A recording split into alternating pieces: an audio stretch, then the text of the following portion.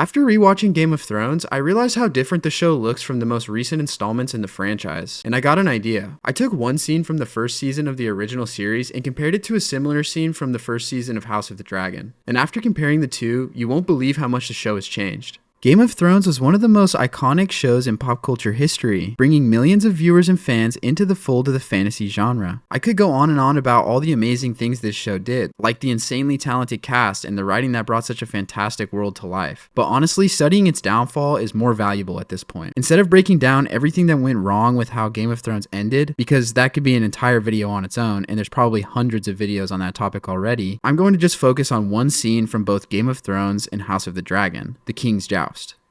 Start the damn joust before I piss myself. In episode 4 of season 1, things are starting to get interesting. Jaime Lannister has just pushed Bran Stark out of a window, and Ned Stark has began his new career as Hand of the King, where he learns that King Robert wants to hold a jousting tournament. Political intrigue is starting to develop as Ned becomes more familiar with the king's court. We get to the joust, and the first thing I notice is that the scene is very slow moving. Even while the moments before the tournament seem boring, they tell us a lot about each character. Sansa's insecurities regarding her newly betrothed, Cersei's hatred for Robert, all done in the moments leading up to the climax of the scene. The Mountain is introduced, and his opponent is shown beside him, a knight from the Vale. And here's the first thing I wanted to mention. The armor just looks real. It looks practical. Not only that, they're actually wearing helmets with full face coverings, something that's often forgotten in battle scenes so the audience is able to tell who is who. The joust begins, and the Mountain does what he does best. The camera is focused, and we get to see all of the action. The blows land with force, and every hit lands with authority. The brutal action leads to a brutal result.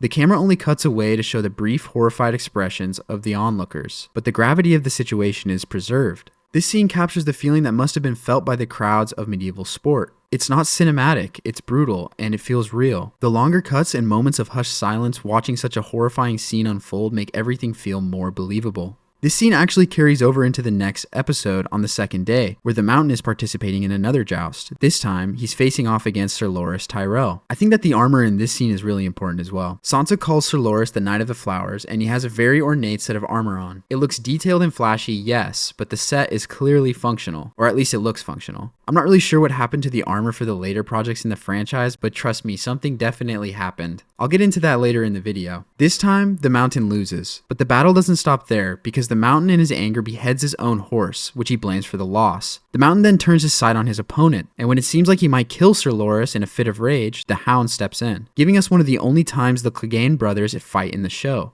After a tense battle between the two brothers, which is only heating up, they're interrupted by King Robert, commanding them to stop. The Hound immediately obeys, whereas the Mountain nearly takes off his brother's head. The similarities between the Cleganes are clear, but so are their differences. Reluctantly, the Mountain stops and charges off in anger. And this is why the pacing in the early seasons of Game of Thrones is an absolute masterclass. 2 episodes showing 2 days in the plot. Not a second wasted, the level of detail is immense, and in between the action we're given meaningful exposition. In these scenes alone we're given multiple plot advancements. Renly's relationship with Loras, Sansa meeting Littlefinger for the first time, Robert's mental state as king, and his relationship with Ned, as well as the Clegane brothers' backstory.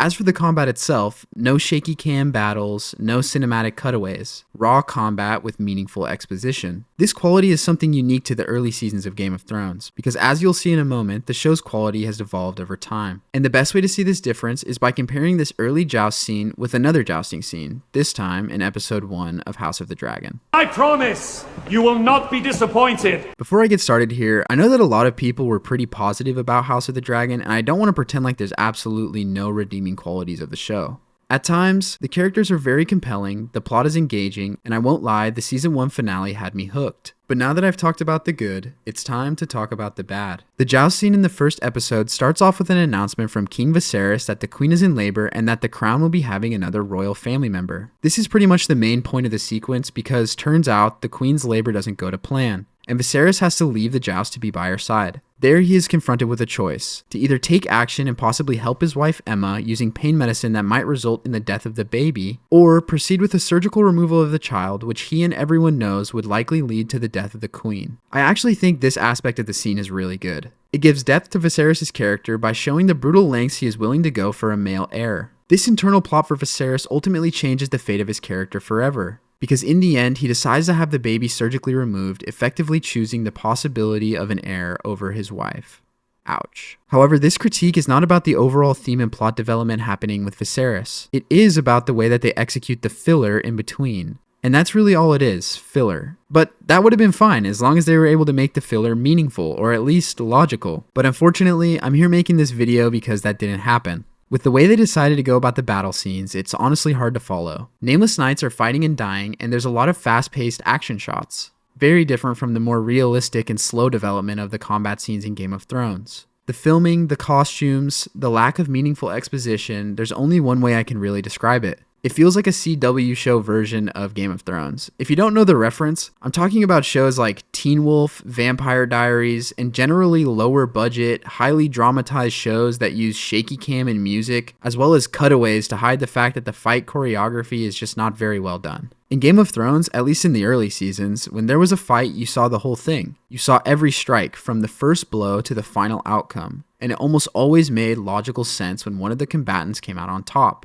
Well, almost always. Now, I'm not saying that House of the Dragon is the worst offender here. The fight scenes are generally good, far better than these lower budget shows, but this Joust scene is exceptionally guilty when it comes to cutaways and shaky cams. Not only that, the way it's filmed is so all over the place. Overhead shots, GoPro shots, anything but a good clear shot of the action. In just this jousting scene alone, I counted more than 20 cutaways during the action. And when we actually got to see the fights, it's almost always overly cinematic, hard to see, fast cut nonsense. And it seems like these cutaways never show anything of value. The small talk between Rhaenyra and Alicent doesn't have any influence on the rest of the show, as they're pretty much just gossiping about a character that isn't relevant. Most of the cutaways were to the crowd of extras, and almost every time it cut away to a main character, they didn't actually say anything. Sometimes it was literally just them clapping, taking a sip of wine, or sitting down. And this is literally just the back of Otto Hightower's head. In the old Game of Thrones, when there was combat or conflict, the camera always gave the content the time it deserved. And if they did cut away, it was to show something important. In the case of the Mountains Joust, cutaways were used to show Sansa's reaction to the flippant violence of the event, which might have been the first time she had ever seen something like that. Same with Arya. Other times, they used the cutaways to focus on conversations being had by characters in the crowd, like Littlefinger explaining the Clegane brothers' relationship. In House of the Dragon, the camera is literally more focused on the reactions of nameless extras in the stands. It's so clear that they needed to fill the runtime of this episode with some B-roll, because why would I need to see a cinematic shot of some hands clapping? We learn almost nothing about important characters other than maybe Daemon has a crush on Rhaenyra. And she might have a crush on Daemon or Kristen Cole. I'm not really sure. And here's a part of the video where I talk about Daemon Targaryen's armor set.